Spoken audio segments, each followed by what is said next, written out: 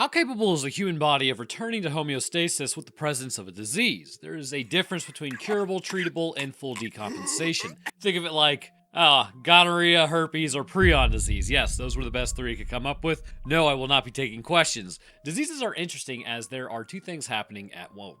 You know what? That's a dumb statement. There's many things happening at once, but first, the disease would like to inspire symptoms so that it can spread, things like coughing, sweating, viral shedding, but not so many symptoms that it drops you because then it'll go with you. On the other hand, your body is creating these symptoms in an effort to eradicate the disease, but it has to walk a line in order to not take you out as well. This balance is quite difficult to maintain overall, and as a result, different symptomatic presentations can show up. However, given it's all stacked on top of one another, what if you take out one of the pillars of the disease symptoms by preventing the body from actively engaging in that process? What is that word salad? Well, in 28 years later, the bone temple, anyone who has seen the infected understands one thing. The person in there is probably gone, replaced by the disease itself. But is it actually reality? How does a person just disappear in the mind if it's still foundationally present? As potential treatments are tried simply because of the need to survive, it becomes glaringly obvious not everyone is as gone as they seem.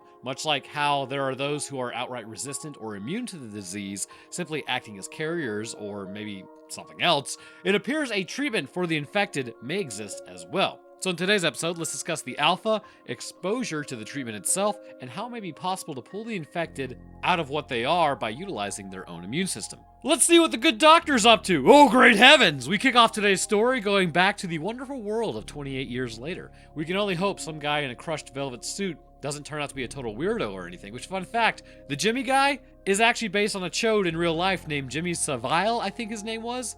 Go look him up if you would like to know more. As the screams are getting closer, it then stops. Jimothy calls out hello as it's 28 years later. Seeing a bunch of water slides, no younglings past this point as the crushed Velvet Teletubby Brigade over here encircle the Prometheus from earlier, the Promethei in question being Spike. Jimothy asks if his father is watching, and this is like the number one reason you should probably not join this cult, bro. So blood in, blood out then, as in they jump the islander in. Going to stab, he's then overwhelmed immediately, but it's not like Spike really doesn't know how to fight given he was trained on an island.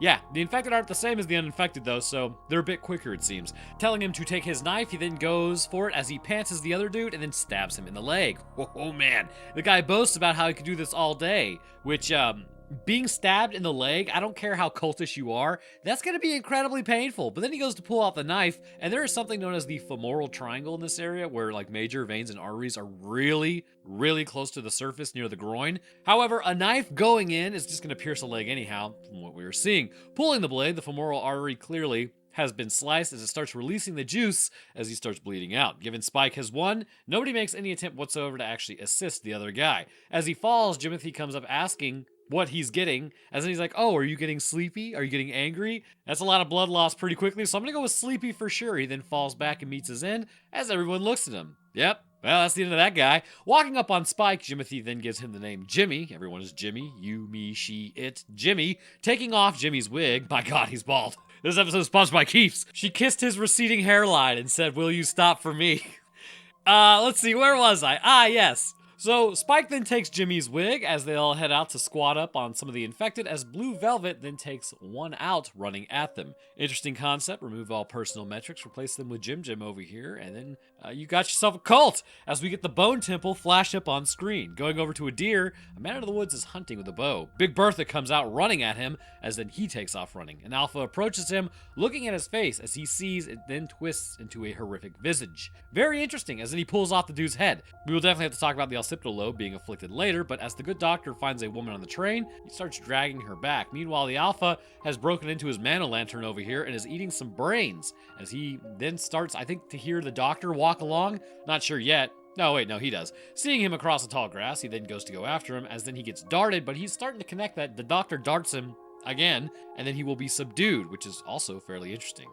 He's beginning to learn. So the doctor then asks if he has a name, or maybe not, as then he pulls the arrows and then darts him anyways. Heading back to the Bone Temple, he then hangs out and eats some food while he gets the skull ready for the skull throne. Actually, I guess it's the pelvis for the pelvis file. So everyone's gone insane. Gotcha. Descending into his chambers for the evening, an underground bunker it seems. He then looks through his stuff as he charges up the generator and plays some music. Can't say I'd choose this music, but hey, That's just me. Sitting in bed, I reckon he won't be cleaning any of that off then. Alright, that bed's gotta smell terrible. The next day, he then heads back into the fields of gold as he spots the Alpha across the way once more. Loading up, he approaches him with biting intent. Soldier status then stops, however, as the Bone Doctor says, "This is interesting." Yes, it is. Beckoning him over, he says he's going to trust him. Bad times.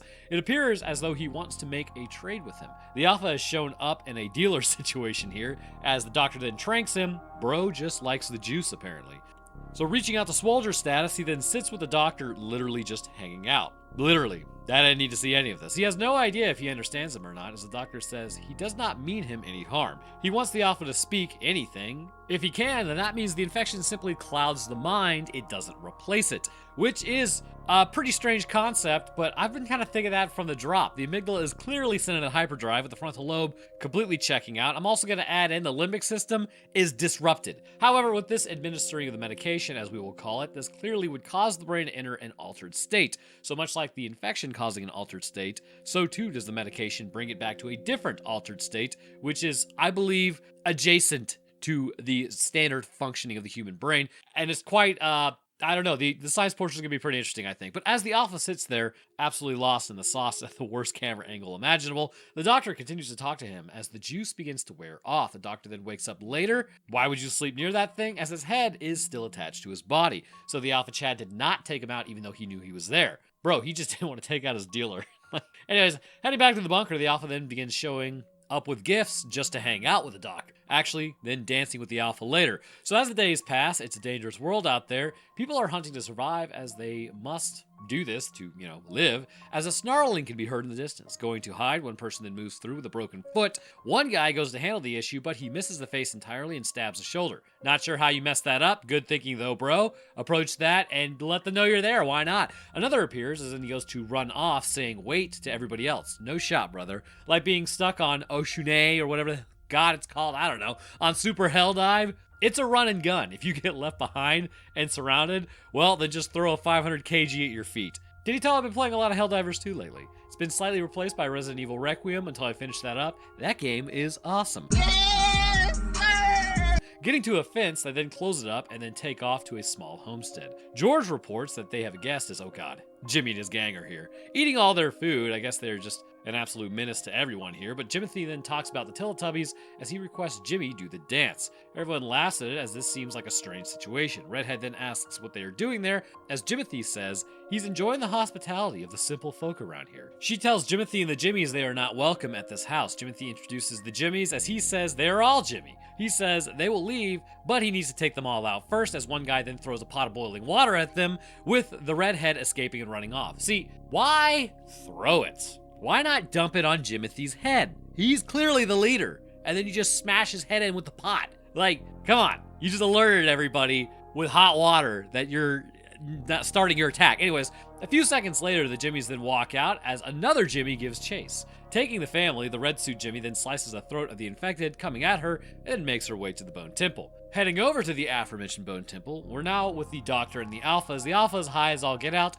and the Doctor continues dancing to music in his head. Bro, make some pants for this guy already. Meanwhile, Red Jimmy sees the Doctor dancing with the Alpha, as Jimothy then talks about how the demons were released on mankind and how God did nothing to help. With the family tied up, he continues being a cult leader, which is not great. He proclaims himself Sir Lord Jimmy Crystal, and how he will offer these people to his god with a lowercase g as charity. Putting on their masks, they then approach a family as they remove the shirts as the redhead is just watching this. They begin carving into their skin as new Jimmy then goes and throws up, with Red Jimmy finding him outside. She tells him to go back in there as this is what they do. Apparently Red Jimmy hasn't completely drank the flavor aid as of yet. I mean, a quick stab to the carotid of Jimothy solves all of this. That night, the Doctor then hangs out, looking at the sky with the Alpha as he informs him that the medicine he's been taking requires a lot of morphine. That's the main ingredient, actually. Delightful. The Doctor is out completely as he says inevitably, because of this, it will all come to an end. He has searched every cabinet in a 70-mile radius, which is basically all of the island. Okay, I get it. It's not all of the island. I think England is the size of Alabama, if I remember correctly, so I guess 289 miles is more applicable. So offering him a secondary piece, he says, well, Alpha, you need to offer consent for me to basically take you out, I guess. The smallest amount of consent. Snort if you must. So going to give him the injection, the alpha then says moon, Ayo, so now they can talk. The doctor repeats it back as then we jump over to Jimothy and the Jimmies. The family is being sliced up as their skin has been mostly removed as Blue Jimmy then pukes in the corner some more. Jimothy says he needs strong fingers. He offers the guy to fight one of the Jimmies to become a Jimmy himself. So, looking at the Jimmies, he then chooses blue female Jimmy sitting down, who's not making eye contact. She smiles at him as then they cut him down as Jimothy prays to whoever he's praying to, his god telling him to fight. Looking at blue Jimmy, Redhead then watches as he approaches her and he gets stabbed a few times. She uses the knife to then cut his forearm up the road rather than across the street, which that's usually going to result in results. But stabbing him some more, she decides her tactic is going to take his pants off. I don't know why she's trying to take his pants off. That's not a good sign. As then Redhead keeps watching this and blue female Jimmy says he chose her because he thought she was weaker. She then sits up and starts talking about her cat and why she chose that cat and the name, and then gets emotional. However, she's starting to bleed. A hit to the head has taken her out, as then they all go after the redhead upstairs. Yes, severe brain damage has apparently taken place. The guy then drags himself over to a thing of propane as he lights it, lighting another Jimmy on fire. 2 fingers down. The arrow then hits him in the chest, basically I think directly making contact with the heart, as Red Suit Jimmy and Blue Suit Jimmy watch from outside, seeing this crap go down. Leaving Blue Suit female Jimmy in there because she's done so from a head wound, and nobody's gonna do anything to help. They never do. Blue Jimmy then finds the redhead, and then he pulls a bow on her, but he can't do it. He then is like, oh, take me with you. And she's like, yeah, come over here real quick. As then she sucker punches him and runs off. Which, bro, you can't join a cult, skin half the family, and then expect the remaining family member to go along with your plan. She may have some strong emotions concerning you. Blue Jimmy then comes back empty-handed as Jimothy is upset by the news. Blue Jimmy says he was overpowered by a pregnant woman. How is that even possible? Well, at least from Jimothy's perspective. Jimothy then asks how he took her out and where her body is then. As Jimothy said, like, oh, you didn't even bring me back any part of her? This dude is like messed up. Like, seriously, pop an arrow through this clown's maxilla right now. You know how to do it. You know how to shoot the arrow. It'll take him out. Like, problem absolutely solved. So Red Suit Jimmy then enters the conversation as she claims to have seen Saint Nick. Except it's not Saint Nick, that's Santa Claus, Old Nick. She says the Alpha was with him at the Bone Temple. Jimothy looks intrigued by this, as then they all agree to go there. Over at the Bone Temple, the Alpha then wakes up and goes to pick berries, finding blackberries in particular as he eats one. He is now wearing pants, thank God. In the bunker, the good doctor assumedly writes about his findings as he looks through his notes. Going up, it is now day as he begins searching for the Alpha. However, he's being watched by the Jimmies, with the Blue Suit Jimmy knowing him. Jimothy isn't sure at first, but he says, yep, that is in fact Old Nick. He says this must be a new place because he's got them dotted all around the countryside. And he bases that on absolutely nothing. He's a liar. Jimothy then says he needs to speak with them first because they don't want to catch him on a bad day. Meanwhile, the Alpha then walks through the forest, vibing as a train can be heard, at least in his head. Jimothy now enters the Bone Temple, phrasing, as he approaches the Skull Pillar. A crow caws as then he walks up on the doctor. Sitting there, he calls out to him as the doctor stands, saying hello. As Jimmy then asks, are you Old Nick? He says, no, my name's Ian. Nick adjacent, I guess. Which, Old Nick is Satan. It must be a British thing, I'm guessing. Probably. And upon further investigation, yes, it is a British thing. Jimothy is upset as, this is an atheist doctor he found, not his father. He continues by saying, this was all unleashed by science, not Satan. Well, yeah, actually, technically. Actually, I almost forgot about the monkeys in the testing facility that caused this. Anyways, so Jimothy claims Satan is his father. He says he doesn't know his father too well either. He hears him in his head, though. That's not a good sign. If you start hearing Satan in your head, that's usually a sign of schizophrenia. Auditory hallucinations in the temporal lobe. But back over at Jimmy's, they practice fighting as Blue Jimmy then asks Red Jimmy about Old Nick. Blue Jimmy says they should stay away from him and leave him alone. Red Jimmy says, well, that's Old Nick. We can't, though, so... is it though? Blue Jimmy doesn't believe Jimothy is all that great, as Jimothy and the doctor now sit by the river. The doctor tells him he remembers what it was like to live in a world with order. The foundations seemed unshakable. Jimothy then tells him when the demons came, he ran to the church because that's right where he lived. He says his dad was infected and then led the demons. Jimothy says he's in a bind though because he told the other cult members that he was Nick. The doctor then says, well, let's make a deal. Returning back to the Jimmies, he then tells them the rules of meeting Old Nick. Blue Jimmy then messes with the whistle as he has attained somehow. I forget where he got the whistle from, but the doctor then meets up with the Alpha again. He's concerned of what will happen to him if he disappears. To this disease, there are a few components as it is known. Hemorrhaging and cell growth appear to be the standard, but there's also a sensory component, pain and disquiet, which the morphine helps to get rid of momentarily, which must be great. And also, how has nobody figured out, like in the rest of the world, after literally almost 3 decades? Usually step 1 is identifying if any known medication will work on an infection before you have to develop a new one, or at minimum, maybe there are treatments available. Then again, given the fact that 28 months later involves people who turned out to literally be immune, just start darting the infected with the vaccine. I just don't see how collectively all of human society was like, oh, you know Zombie Island, where all the infected are, that if anyone ever goes there without us knowing and then gets infected and returns to the mainland, it could literally cause the same thing here, but on a much wider scale? Yeah, let's let that just be a zombie preserve for the time being and just pay no attention to it. We'll put up a blockade. It'll all be good. Absolutely not. They would be razing that island to the ground. I would be surprised if they didn't just start using nukes to get rid of this whole situation. Or send in security forces with bite-proof armor and a whole lot of lead. You guys have time. You're on the mainland. This whole thing is so ridiculous to me. Then again, I'm just a former scientist. Seriously though, I don't know everything about everything or how the politics of this would work, but it just seems a bit strange to me. But anyways, the doctor has another idea. What if there was a psychoactive component that he is actually seeing something that isn't there, a form of psychosis, if you will? He's going to try to treat the psychosis as he believes maybe this will work as he gives him some medicine. Nobody else thought about treating the psychosis.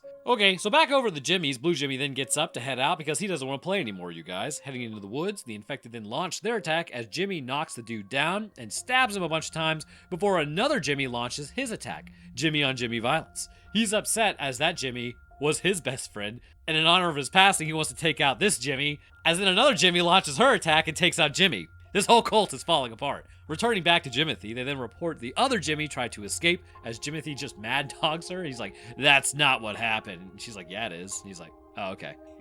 What a defense! So over out in the field, the doctor then calls out to the Alpha, but he doesn't respond. The Alpha has discovered he has friends as he hears noises and reacts. Looking around, his eyes have cleared up as he can hear the old sounds of civilization. As he walks through, he returns to the train, hearing growls. Entering the train, he then hears it as he is completely lost in the sauce currently. Sitting down, he has a flashback to seeing civilization. Ah, yes. The limbic system is definitely disrupted as well. Given the issues with memory recall earlier, of course, this would also be still the frontal lobe having problems. So we're going to talk about all that. But looking at the moon, he sees everyone hanging out prior to him being infected. Everyone then stands up. In fact, actually, he was like a normal, regular-sized dude. So cell growth for certain. But everyone then stands up as the infected then look at him, kind of judging him a little bit. They then yell at him as they begin their attack on him. But dude is still the Alpha as he just starts going ham, ripping everybody apart. However, that's a lot of mouths biting him. However, also to that point, he should already have the antibodies built up. However, what's odd is,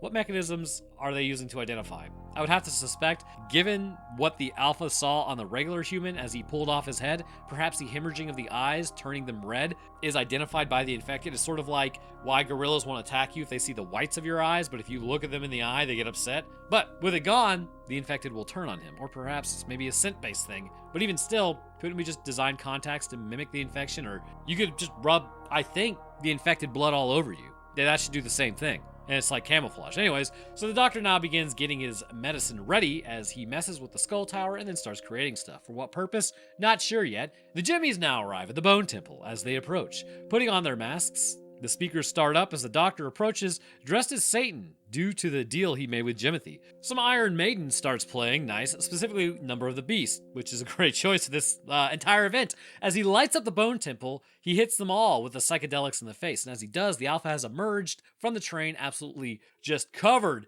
in his former people, I guess, as everyone is tripping at the Bone Temple. As Red Jimmy then looks at the tower, the doctor continues doing random things, as then he disappears. Dude really sold this. Jimothy then asks, how's that? As the doctor tells the fingers to approach. He tells them they are the fingers of his right hand. He talks about pride, and then he tells them to kneel. He tells Jimothy to stand, however, and then he tells Jimothy to continue his infernal mission. Jimothy comes up with a command, as then he in turn says the fingers must always follow Jimothy's command. He tells him to grow his number on the fingers. As Jimmy then says he shall obey and take their leave. The doctor then tells him to wait as he pulls the mask off Blue Jimmy. Because basically, Jimothy was like, oh, we'll still keep taking everybody out. Thank you for letting us know, Satan. Anyway, so Jimothy then protests the last command as he says, actually, I require a sacrifice. Connecting Jesus to God and how he was sacrificed, the Doctor relates Jimothy to be sacrificed because he is allegedly his son. One less Satanist in the apocalypse world, I guess.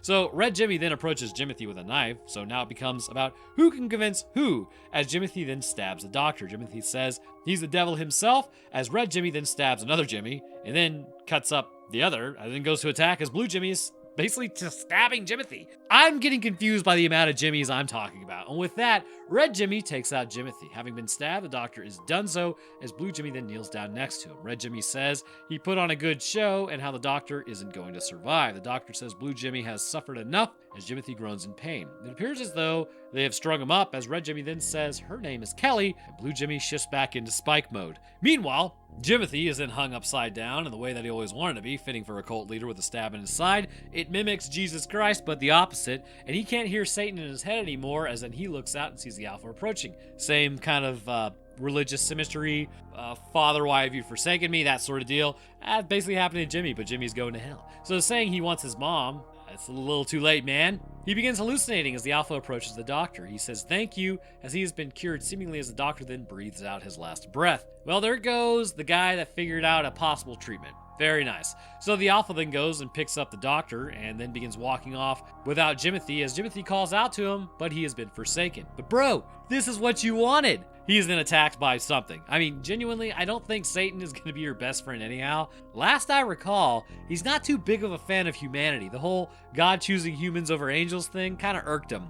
That was the whole point of the rebellion. So imagine what he must think of you. So flying over the rivers and through the woods to the homestead house we go. Wait a minute. Is this the guy from 28 Weeks Later? So he's sitting there with his youngling talking about the past and history. So I guess he did survive, and he was not that one emaciated dude in the Bone Temple, not Bone Temple, but 28 years later. Interesting. So as the girl then hears something, they lock and load Brides of Christ as they see a group of infected chasing Kelly and Spike. She asks if they should help them, as he says, of course, which I'm more than certain this is being filmed right now, which I can 100% get behind the upload schedule they got going on here. But thus concludes 28 years later, the Bone Temple. Hello and welcome to the science portion. No need to click off. I'm not trapped in your walls with you. You're trapped in my walls, in your walls, with me. Yeah, that makes sense. So there are obviously several things that we need to discuss, as clearly the minds of these infected are afflicted in a very specific manner. And given, after almost 30 years, someone on an island in a cave with a box of scraps was able to figure out what the scientific community the world over couldn't, we definitely need to discuss the implication of that as well, because honestly, I mean, way to go, guys. Hand in your science cards at the door, because what in the name of all that is holy was that shoddy work?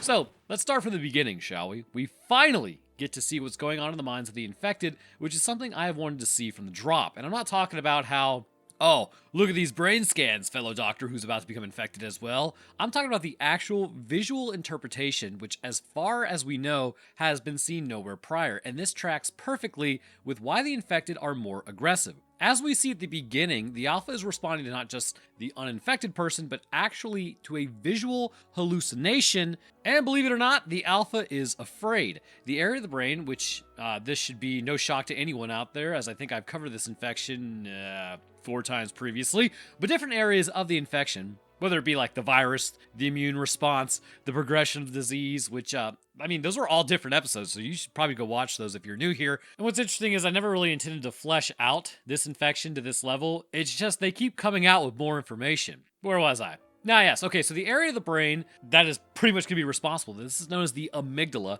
which for longtime viewers, you know this would be heavily affected. However, we never actually got to see through the eyes of the infected to this level, which makes this incredibly fascinating. When the Alpha grabs the dude, there is a cocktail of neurochemicals in his brain, and his brain is essentially swimming in it, evidently, but areas of the brain are still very clearly working as designed, just probably at an increased level. So let's start with the hemorrhagic of the eyes, or hemorrhagic fever, I guess that would be associated, which are causing the eyes to pretty much bleed and then walk through this process. Much like how apes identify aggression in other apes by, possibly another ape looking directly into their eye, it appears this could be a marker to identify who's infected and who's not. It seems as though everyone who's infected will possess a reddish hue of the sclera due to the blood leaking out, but the blood vessels, along with that, the iris itself, are going to be red, and this allows for the infected to visually identify who is already infected and worth attacking, and who's not. Remember though, this is an aggressive behavior inspired by the Rage virus, however, it is very primate for this to exist.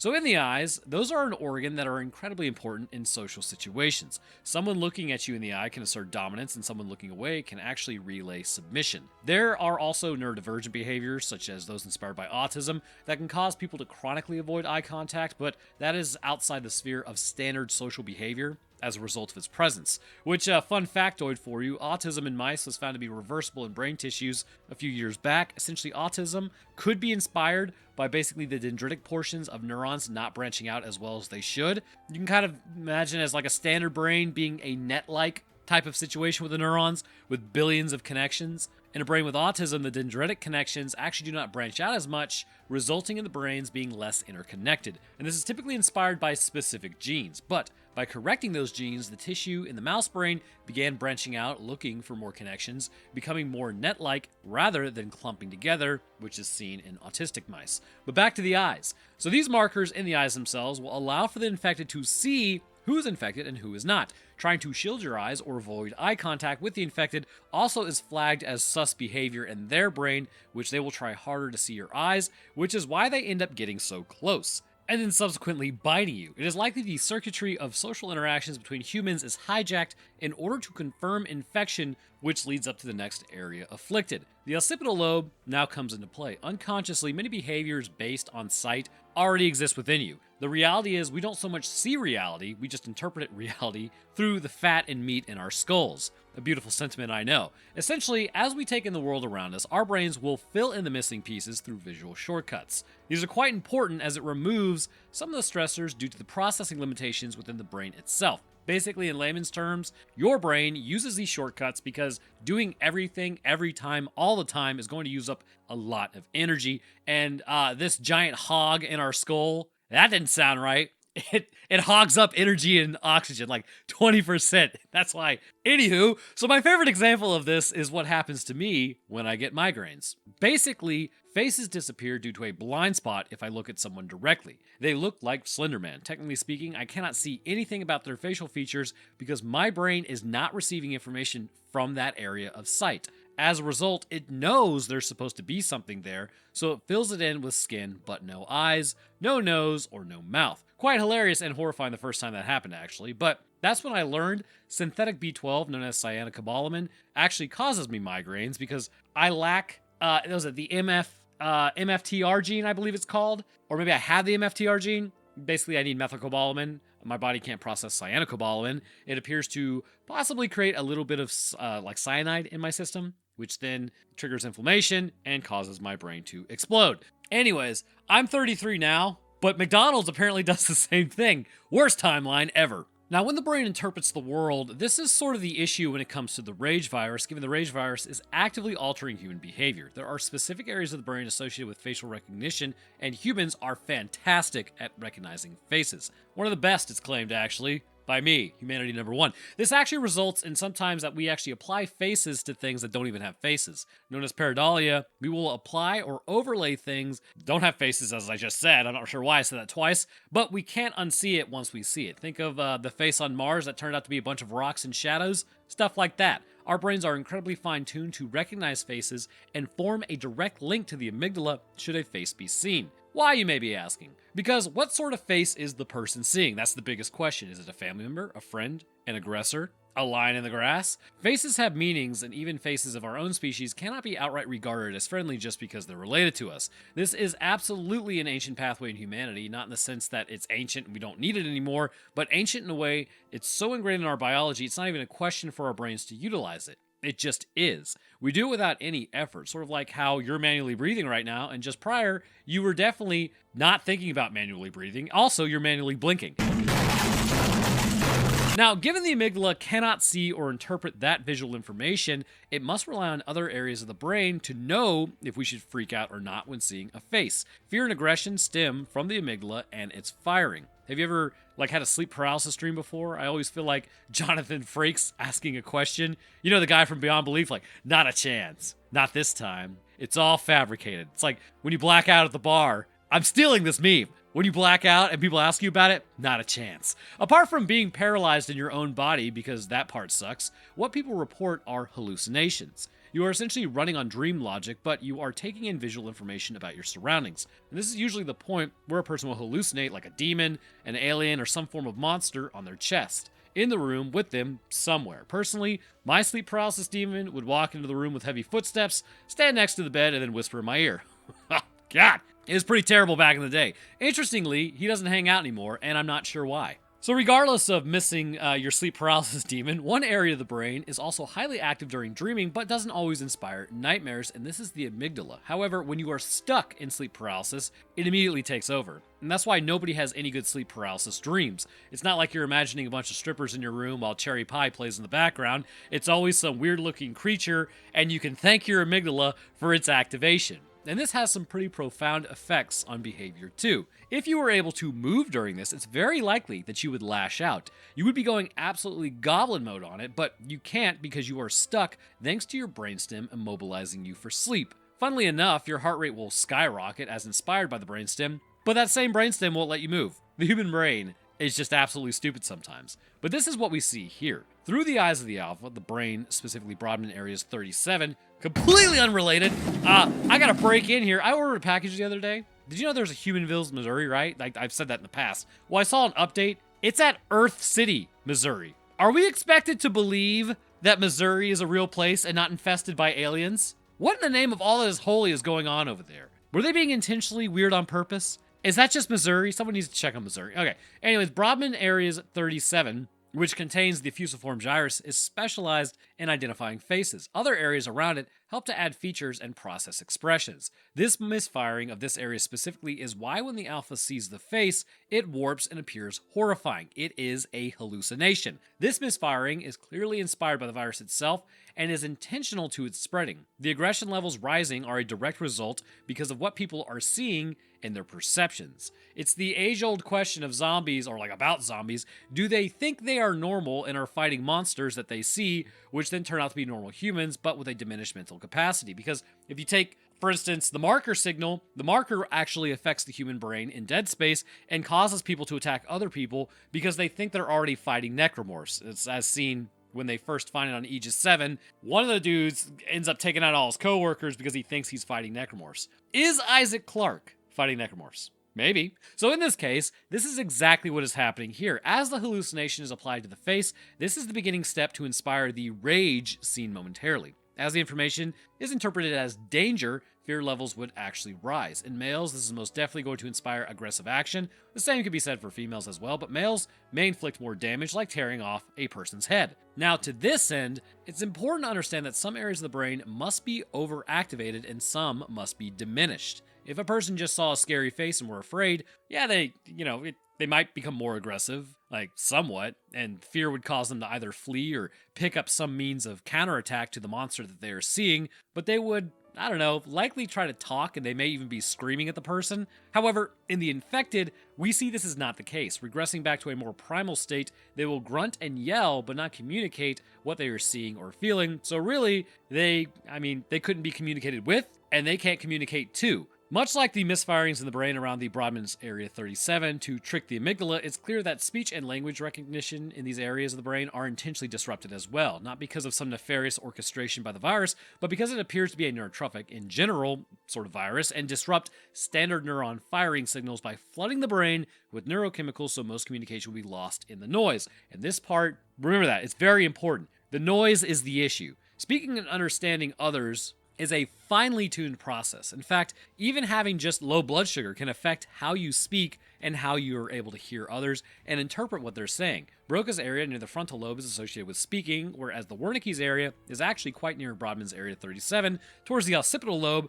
but technically in the temporal lobe, which handles language comprehension. They can't understand uninfected, and the infected, or the uninfected, can't understand the infected, even though you can they're just grunting. So disrupting these will result in what's known as aphasia. You literally cannot understand other people when they talk, and if it's in the Broca's area, you cannot remember how to talk. Aphasia, as a brain disorder, scares the holy hell out of me as it's incredibly isolating. However, even with aphasia, you should still be able to read, so you could communicate. The infected probably cannot read because of all this, though, so it could just be, mitigated by the frontal lobe, which, again, is working at a diminished capacity. So, as we have heard also, cell growth and pain are remarkably high and are symptoms of the infection. The question, though, is why? Well, this all goes back to the brain itself. It appears as though the lower areas of the brain, the areas known as the lizard brain for funsies, it's not actually a lizard brain in humans, it's just a very, very old part of the brain. Given the brain overall is disrupted horrifically, it seems only baseline communication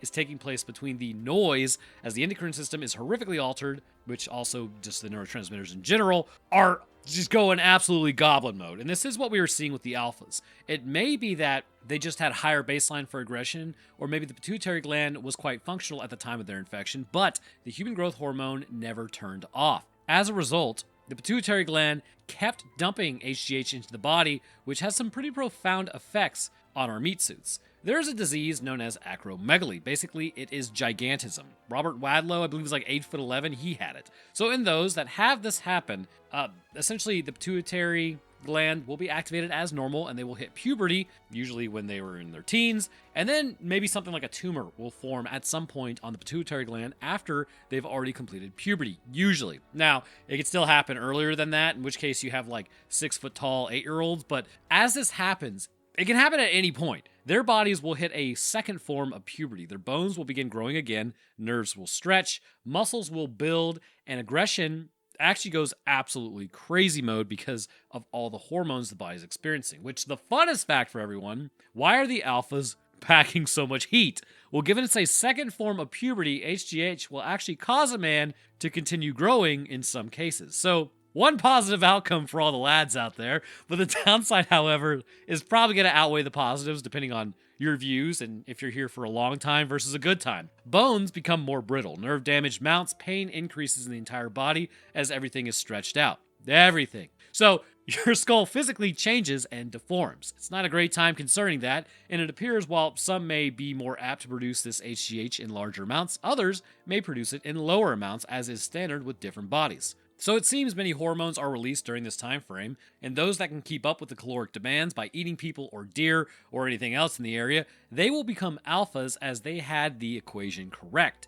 Higher HGH levels naturally plus calories plus rage virus equals Swolger status. Others may have had lower HGH production, or maybe the rage virus interaction with the pituitary gland in general didn't really affect them as much, or maybe they just weren't able to meet the caloric demands, so they ended up burning through fat reserves to grow, but this left them lanky and depleted. Whereas with the alphas, they continued to grow larger and eventually went on to dominate their surrounding environment and the infected, as clearly the social circuits of the brain are still present, at least somewhat. So based on everything we have seen from the Pregnant woman in the previous movie to the alpha saying moon, it's quite clear what is happening. This is an infection through and through and not an undead situation, which that's a no-duh statement on my part, but whatever, it has to be said. And the biggest thing to note, given it's an infection, is the idea of treating versus curing. Curing would be great, but if you can't cure it, treatment for the infection is not exactly a bad thing either. Morphine is the primary antagonist to this infection, but the question is why? Well, it all goes back to the neurochemicals, brother. Morphine acts on the amygdala, helping to calm it considerably. Acting as a strong inhibitor, it'll actually reduce fear, anxiety, but also the aforementioned emotional responses to pain. Now, if you're healthy and haven't figured out what makes you afraid yet, that statement sounds kind of like, well, just get over it. Well, take my fear of flying, for instance. It's a visceral feeling. I cannot stand being on planes. I sweat, I cortisol dump like an absolute mad lad, which also gets my adrenal glands pumping. It's not just the flight, but the dread leading up to it, the dread on the trip itself, and then the fear on the return back. I have no control over this fear, apart from just having to face it. My brain just decided one day, yeah, flying bad, and that was it. The other side of this equation is emotional responses to pain. Have you ever known someone who's deeply in chronic pain, like not just emotional, but physical pain? Well, if they're in pain all the time, it'll actually alter their entire personality after it happens, because being in a high amount of pain can lead to depression, and as a result, depression in males can present as aggression, and also still the same thing as females, but maybe to a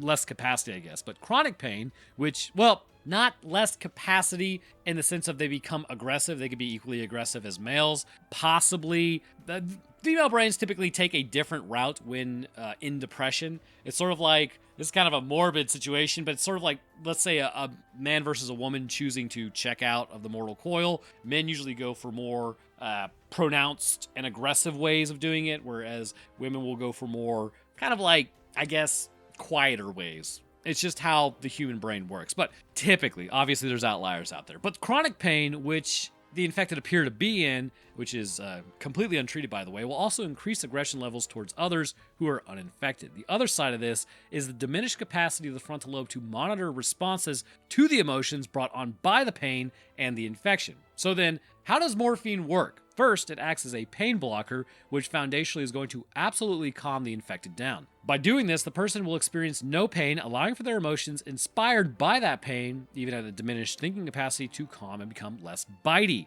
Sort of like if you make a animal less in pain, they're going to be less aggressive. And this is why the alpha gets addicted to hardcore, the morphine, as the pain is gone, which morphine in itself is addictive.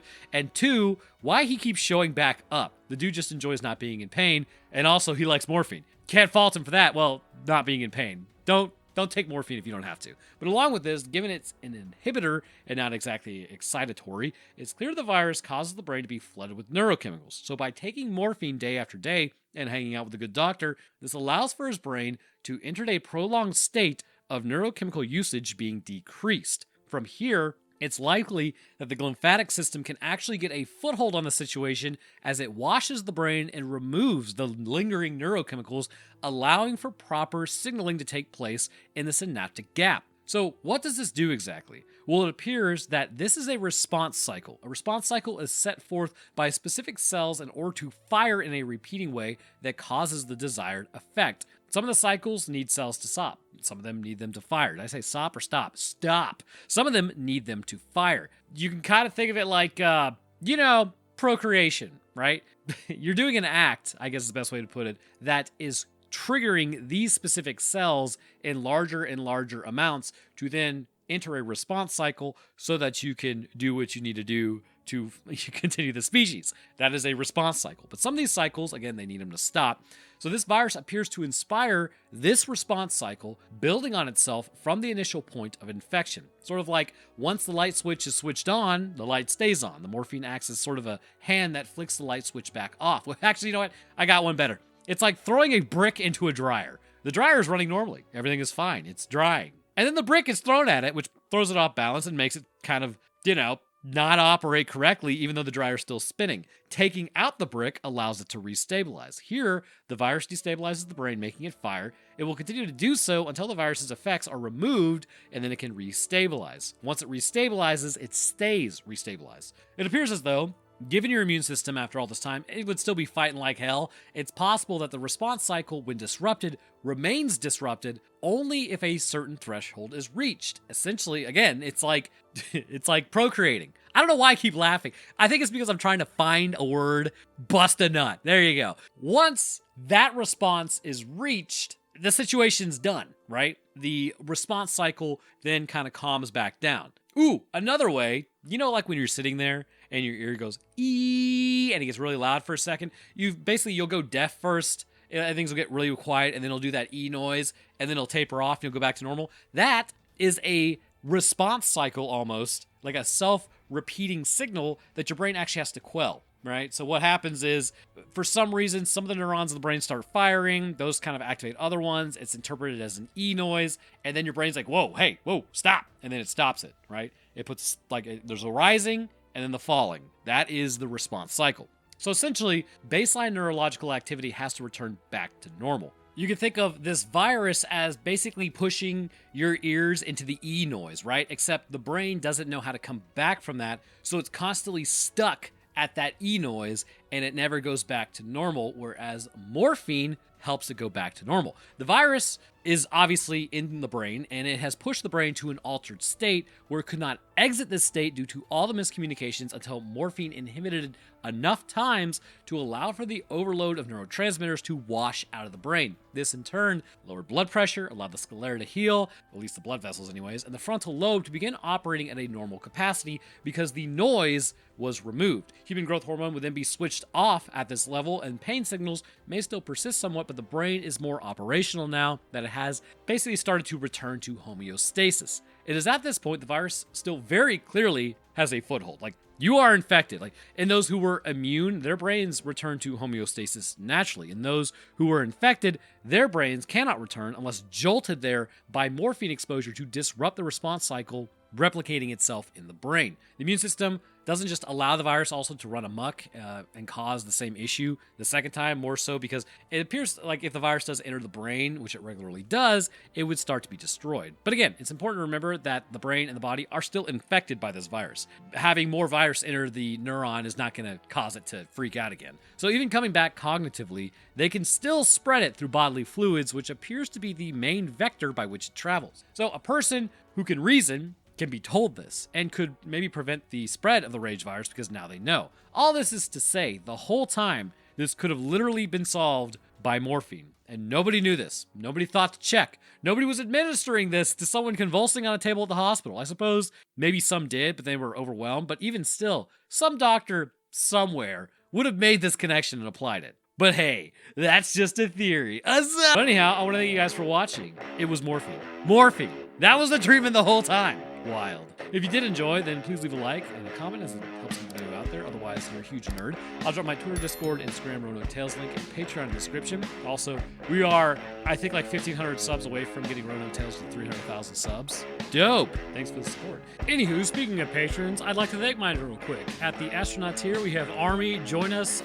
Discord.gg/Roanoke Gaming. Whose Discord is that? Anyways, it's my Discord. Moving on. Kusif and Lipsy Gingy, thank you guys for your awesome support.